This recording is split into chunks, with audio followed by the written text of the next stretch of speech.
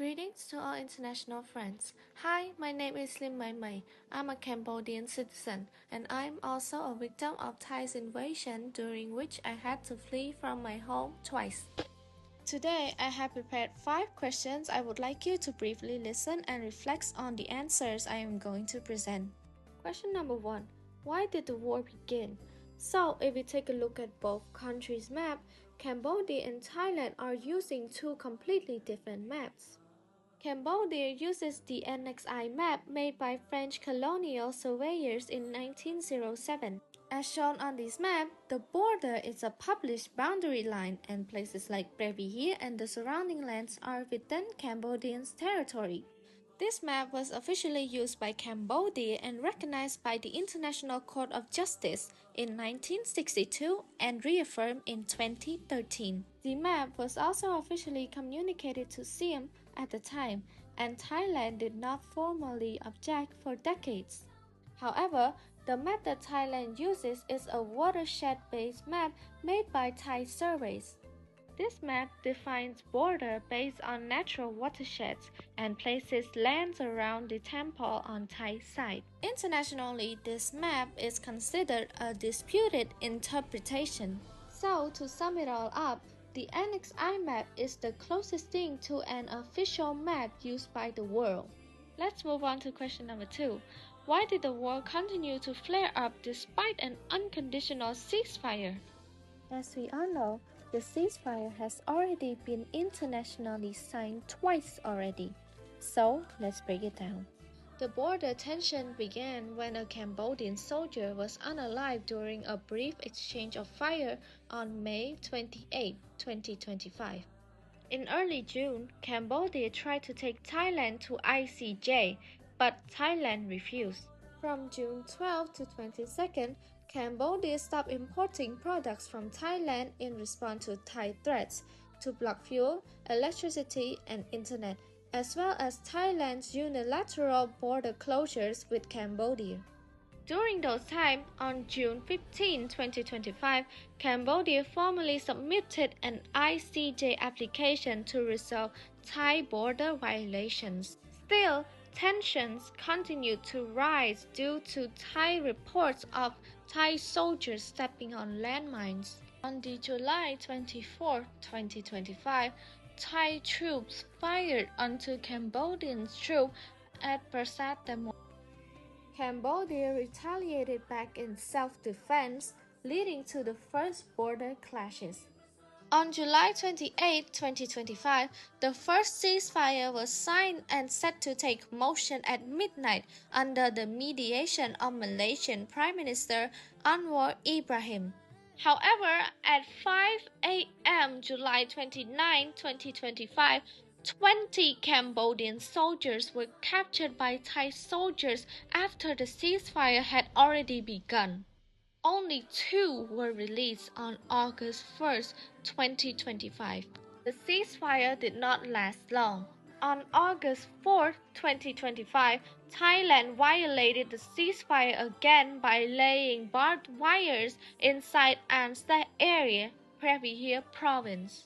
Luckily, on August 7, 2025, Thailand and Cambodia defense officials met in Kuala Lumpur to reaffirm the July 28, 2025 peace deal. But on August 12, 2025, at 9:10 a.m., a Thai soldier stepped on a landmine and lost a leg near Prasat Tamonthom, but in Thai's territory. Tensions rose again. And on August 25, 2025, Thai soldiers pushed barbed wire further into Cambodian land in Obaichon, Monte Minjay province. Yet again, on August 27, 2025, 3 Thai soldiers stepped on a landmine, 1 lost a leg, and the other 2 were injured.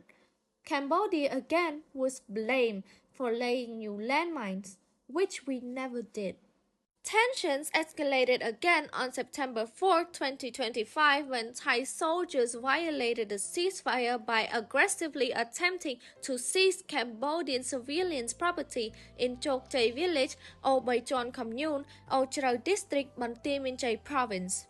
On September 17, 2025, Thailand violated the ceasefire once more. At least 23 Cambodian civilians, soldiers, monks, and police officers were seriously injured when Thai soldiers fired tear gas and rubber bullets at civilians in Praychan village, Ol Baichon commune, Ol Chrau district, Banti Menchay province. The Thai army continued attempts to invade Cambodia by force, seizing Cambodians' property and land. On September 27, 2025, Thailand opened fire on Cambodia starting at 11:52 a.m., continuing until 6:04 p.m. On October 11, 2025, at 9 p.m., Thai soldiers played ghost sounds through loudspeakers in Chokchai village, and again on October 17, 2025, in Praychan village and Chokchai village, taunting the civilians. On October 26, 2025, a second Cambodia-Thailand peace deal was signed under the mediation of Malaysian Prime Minister Anwar Ibrahim and President Donald Trump. Less than a month later, on November 11, 2025, Thailand canceled the ceasefire agreement. The next day, on November 12, 2025, Thailand opened fire on innocent Cambodian civilians, injuring 5 and unaliving 1. Most recently, on December 7, 2025, at 2:15 p.m., Thai soldiers used handguns, B-40 machine guns, and 60mm mortars fired onto Cambodia in Prolin Thom, Chomsan district, Preh Vihear province, while Cambodian soldiers did not fire back. Thai soldiers fired again at 8:02 p.m. in Okas Nai village and again at 8:30 p.m. in Prolin Thmo, Chomsan district, Preh Vihear province. And on the morning of December 8, 2025, students scattered from their schools and civilians fled their home due to gunfire from Thailand in An Se, Chomsan district, Preh Vihear province. On the same day, Thailand destroyed Tamon Temple while Cambodian soldiers stayed committed to the ceasefire and waited 24 hours before defending themselves. The ceasefire has completely collapsed and the war is still ongoing. Now let's move on to question number 3. Did each country's actions truly reflect its words? Thailand constantly speaks of peace but actively stirring up wars. When peace is discussed, they made excuses to avoid it. As I have already mentioned, in early June, Cambodia attempted to take Thailand to ICJ, but Thailand refused. After each ceasefire, Thailand continued to threaten Cambodia, violate the ceasefire, open fire on civilians, play loudspeaker at night, and forcibly seize Cambodians' property. Is this truly the peace they claim to want? Even now, our 18 soldiers remain detained, and today marks their 143 days since their capture. Thailand claimed Tamon Temple and Preh Vihear Temple as theirs, yet they destroyed both without care. Even Thai civilians have also attacked Cambodian civilians living in both Thailand and Cambodia. Even recently, a Cambodian security guard was unalived by a Thai national. Cambodia, however, never instigated conflict. When the border tensions began, and even one soldier unalive, Cambodia still attempted to peacefully negotiate through ICJ. When Thai forces captured Cambodian soldiers, Cambodia continued to negotiate peacefully for their release. And when civilians were attacked, Cambodia sought international help for peace. Cambodia has always stood for peace and never harmed any Thai civilians living on Cambodian land. They were treated equally and even helped. Now we're getting to question number 4. How did each side respond to different situations throughout the conflict? Thailand's first response to the border conflict was to threaten Cambodia by blocking fuel, internet, electricity, and closing borders. While Cambodia's first response was to seek peaceful resolution from the ICJ. And when Thai soldiers stepped on landmines in all disputed areas, Thailand immediately blamed Cambodia without evidence. Cambodia denied the accusations, citing over 3 decades of mine clearance with international support. Thailand responded with threats while Cambodia continued to seek dialogue. After the first ceasefire, Thailand captured 20 Cambodian soldiers. Cambodia's first response was to call for adherence to the ceasefire and request their release. Each time Thailand violated the ceasefire, Cambodia continued to call for peace and restraint. Now that I have made my point clear, let's move on to the last question. Question number 5. How were people in both countries living before, during, and after the war? Before the war, Thailand was facing government instability and economic challenges. Shortly after the border tensions on March 28, 2025, Thailand experienced a 7.7 magnitude earthquake, leaving 103 unalive and 11,404 injured. During the conflict, Thailand also faced massive floods starting in September 2025, peaking in November 2025, and continuing today. As of December 8, 2025, an estimated 276 people unalive, 5 injured, and over 4 million people affected.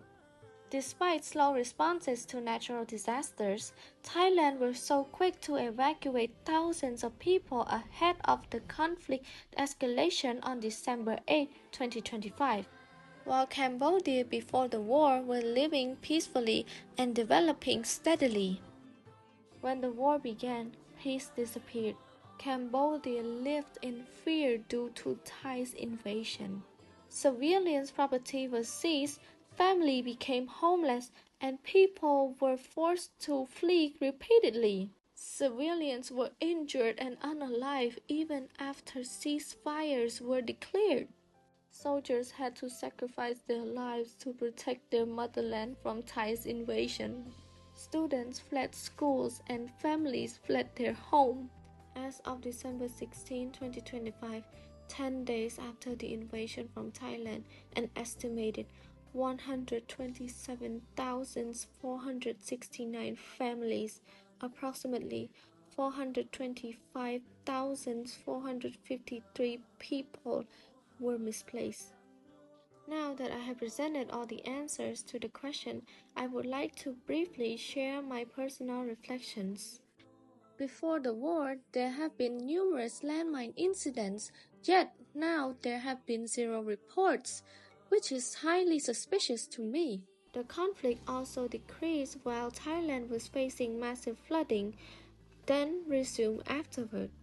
If Cambodia were laying new landmines, there would have been opportunities to do so during that time, don't you think? Thailand was so quick to evacuate thousands of people during the conflict, yet they left their citizens trapped in the flood for days. The conflict also resumed during Thai SEA Games 2025, which were marked by failures, malfunctions, poor preparations, cheatings, and unfair judging. So I ask you, what is Thailand trying to hide? The failure of the SEA Games? The failure to help people during natural disasters? A failing economy?